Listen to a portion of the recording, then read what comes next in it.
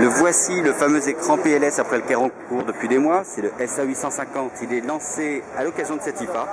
Juste un instant, au prix recommandé, attention les yeux, de 800 €. Donc il faut s'attendre, nous disent-ils, à 20% de réduction à peu près en prix réellement pratiqué. Alors le PLS, pour ceux qui avaient raté les épisodes précédents, c'est quoi?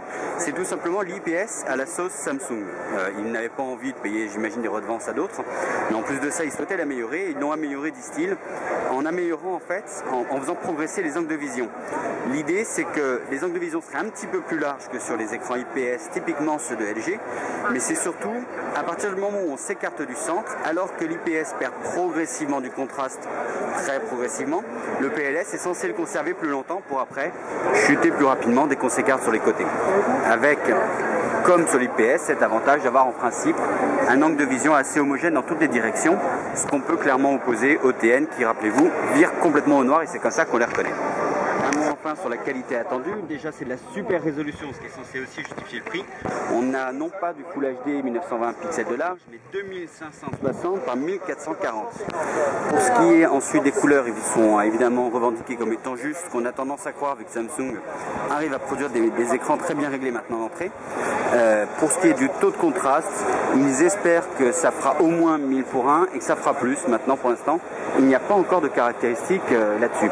Enfin, le temps de réponse, ou en tout cas pour nous, ce qui nous concerne, le temps de rémanence, vu que c'est ce qui nous intéresse, on devrait retrouver quelque chose de très similaire à l'IPS. Donc ce ne sera pas forcément ce qu'il y a de plus rapide au monde, mais on pourrait avoir des bons résultats, c'est-à-dire autour de 10 millisecondes par rapport à nos mesures. En tout cas, c'est ce qu'on attend.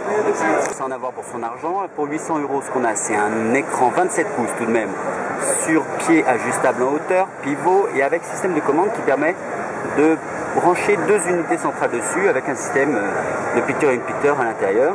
On a ici, on le voit, du DVI. On a également de l'autre côté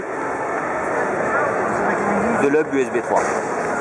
Autre petite surprise, Samsung présente un moniteur à nouveau 27 pouces, alors plus économique. Là, on est seulement entre guillemets sur du 400 €.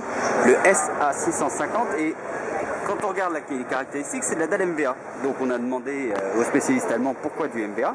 Monsieur Strobender a un petit peu éclaté de rire en nous disant, en nous avouant, qu'en fait Samsung avait des problèmes de capacité de production des dalles PVA et en était réduit, vu qu'ils en vendaient trop, notamment pour les téléviseurs, à intégrer des dalles différentes du MVA et assez consciemment de moins bonne qualité. Donc il va y avoir de la sauce MVA chez Samsung pendant quelques temps.